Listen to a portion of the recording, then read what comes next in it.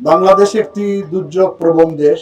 এদেশের এমন কোনো দিন নেই, এমন কোনো মাস নেই, এমন কোনো মৌসুম নেই যেখানে কোনো না কোনো দুর্যোগ ঘটে না। আমাদের মন্ত্রণালয় 3 ধরনের কাজ করে থাকি আমরা। দুর্যোগ পূর্বকালীন সতর্ক করার জন্য, দুর্যোগ চলাকালীন এবং দুর্যোগ উত্তর পুনর্বাসনের কাজগুলো করে থাকি আমরা। তো বাংলাদেশে এত ঘনবসতি মানুষ আমরা বসবাস করি একটি ছোট্ট ভূখণ্ডের মধ্যে।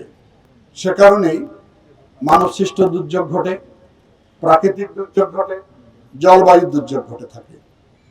সেজন্য সবসময় আমাদেরকে প্রস্তুতি গ্রহণ করে থাকতে হয়।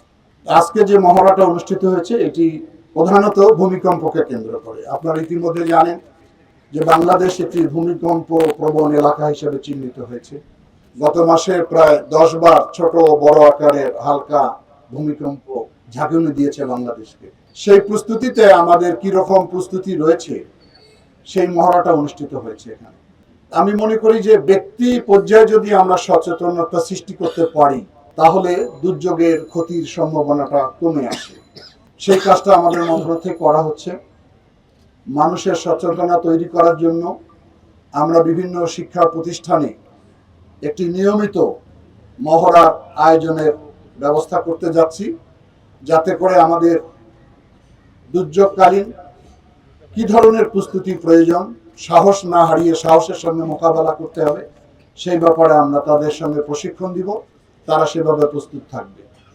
ইতিমধ্যে আমাদের সচিব মহোদয় বলেছেন যে ঢাকা ভূমিকম্প প্রবণ এলাকা হিসাবে চিহ্নিত হয়েছে। সেজন্য আমাদের মাননীয় প্রধানমন্ত্রী বলেছেন যে 1 লক্ষ স্বেচ্ছাসেবী তৈরি করার জন্য আমরা এই নিয়ে কাজ করছি। আমরা অল্প কিছুদিনের মধ্যে বিভিন্ন স্বেচ্ছাসেবী সংগঠন, রেড ক্রিসেন্ট, ফায়ার সার্ভিস এবং বিভিন্ন এনজিও এবং গার্লস স্কাউটের সমন্বয়ে 1 লক্ষ স্বেচ্ছাসেবী আমরা তৈরি করতে সক্ষম হব।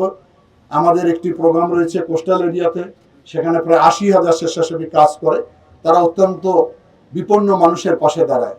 আমরা মনে করি যে আমাদের যদি প্রাক প্রস্তুতিগুলো আমরা গ্রহণ করতে পারি তাহলে দুর্যোগ ঘটে গেলেও মানুষের ক্ষয়ক্ষতির পরিমাণটা কমে যাবে। আমি আর কথা বাড়াতে চাই না। আজকের এই দিনে বিশেষ করে ফায়ার সার্ভিস, সিভিল ডিফেন্সকে আমি আন্তরিক অভিনন্দন, ধন্যবাদ জানাচ্ছি যে তারা একটি সুন্দর মহড়ার মাধ্যমে কিভাবে দুর্যোগকালীন তারা কাজ করে সেটা আমাদেরকে দেখিয়েছেন।